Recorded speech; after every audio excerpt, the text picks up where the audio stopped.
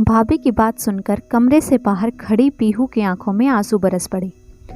यह क्या जय, तुमने कहा था कि शादी के बाद हम विदेश घूमने जाएंगे, लेकिन यह मनाली की टिकट। तुम्हें पता है मेरे भैया भाभी अपनी शादी के बाद स्विट्ज़रलैंड गए थे और मेरी फ्रेंड भी अपने हनीमून पर ऑस्ट्रेलिया गई थी। सब मेरे बारे में क्या सोचेंगे? पीहू नाराज़ होते हुए बोली। पीहू, अभी शादी में काफ़ी खर्च हो गया है। अभी मेरा इतना बजट नहीं कि हम विदेश जा सकें, लेकिन मैं वादा करता हूँ कि जल्दी ही हम विदेश भी घूमने जाएंगे। जय ने अपनी नई नवेली पत्नी को मनाते हुए बहुत मुश्किल से मनाली जाने के लिए राज़ी किया। एक हफ्ते बाद दोनों वापस घर आ गए। पीहू के ससुराल में उसकी सास, दो ननदें और वो दोनों पति पत्नी थे। छोटा सा मध्यम वर्गीय परिवार था। जय अकेला कमाने वाला था, लेकिन परिवार में किसी चीज़ की कमी महसूस नहीं होती थी, क्योंकि सब एक दूसरे की ज़रूरतों का ख्याल रखते थे। पीहू एक संपन्न परिवार की बेटी थी। जय और पीहू एक दूसरे को पसंद करते थे। जब पीहू ने परिवार वालों को जय के बारे में बताया, तो वैसे तो उन्हें कोई ऐतराज़ नहीं था, क्योंकि जय एक नेक और ईमानदार लड़का था। लेकिन उन्होंने पीहू को समझाने की कोशिश ज़रूर की कि जय की छोटी सी तनख्वाह में गुजारा कैसे करोगी, लेकिन पीहू उस समय कुछ सुनना नहीं चाहती थी। प्यार की खुमारी में उसे उस वक्त हैसियत और स्टेटस नज़र ही नहीं आ रहा था। ससुराल में पीहू के दिन तो गुजर रहे थे, लेकिन हर चीज़ में वह अपने ससुराल की तुलना अपने मायके से करती थी। कभी खाने की वैरायटी पर बहस करती, तो कभी घर की सुख सुविधाओं पर सवाल करने लगती। बात बात पर वो रूठ कर अपने मायके चली जाती थी या मायके वालों के सामने अपनी मांग रख देती थी। गर्मी आते ही पीहू को अपने एसी वाले कमरे की याद आने लगी। जय, मुझे गर्मी में रहने की आदत नहीं है। मेरे मायके में तो हर जगह एसी लगे हैं। पीहू उदास होते हुए बोली। जय का अभी बजट नहीं था, फिर भी पीहू के लिए उसने कमरे में एसी लगवा दिया, क्योंकि उसे डर था कि कहीं पीहू अपने मायके वालों से एसी भी ना मांग ले।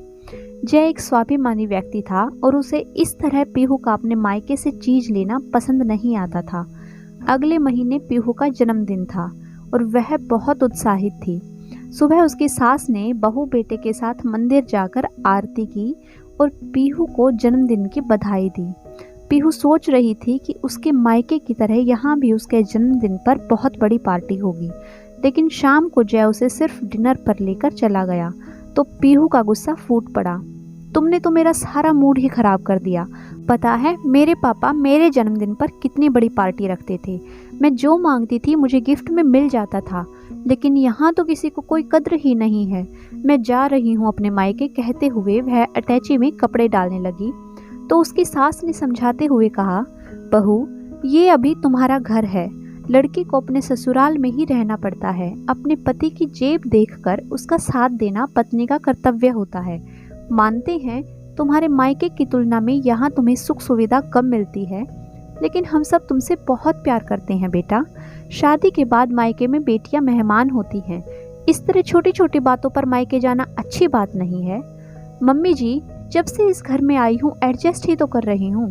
अपने मायके के सारे ऐशो आराम छोड़कर यहाँ आई थी, लेकिन यहाँ किसी को मेरी कोई परवाह ही नहीं है। जय ने भी पीहू को रोकने की बहुत कोशिश की, लेकिन वह समझने को तैयार ही नहीं थी। मायके गए हुए पीहू को 15 दिन हो गए थे। इस बार जय भी उसे मनाने नहीं गया।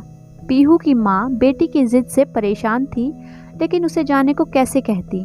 लेकिन पीहू की भाभी को पीहू का इस तरह मायके में धरना देना सुहाता नहीं था। इन सब से बेखबर वह पहले की तरह मायके पर अपना अधिकार समझती थी। एक दिन पीहू जब अपनी भाभी को खाना परोसने के लिए बोलने उसके कमरे की तरफ जा रही थी, तो अचानक से फ़ोन पर भाभी की बात सुनकर रुक गई। उसकी भाभी अपनी माँ से बातें कर रही थी।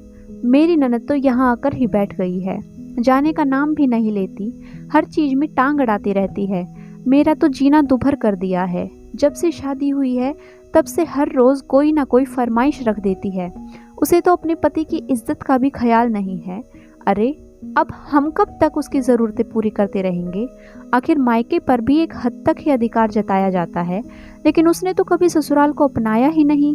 ऐसा ही था तो शादी क्यों की थी उस मिडिल क्लास लड़के से?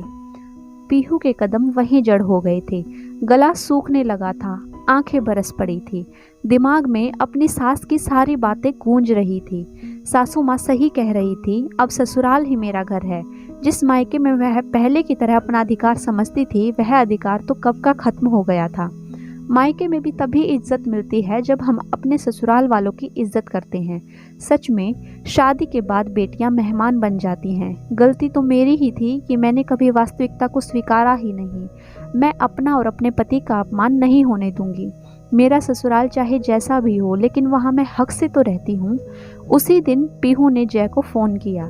जय, मुझे तुम्हारी बहुत याद आ रही है, मुझे यहाँ से अपने घर ले चलो। यह सुनते ही जय का चेहरा खिल उठा और वह बहुत खुश था। आखिर अब सही मायने में उसका घर बसने वाला था।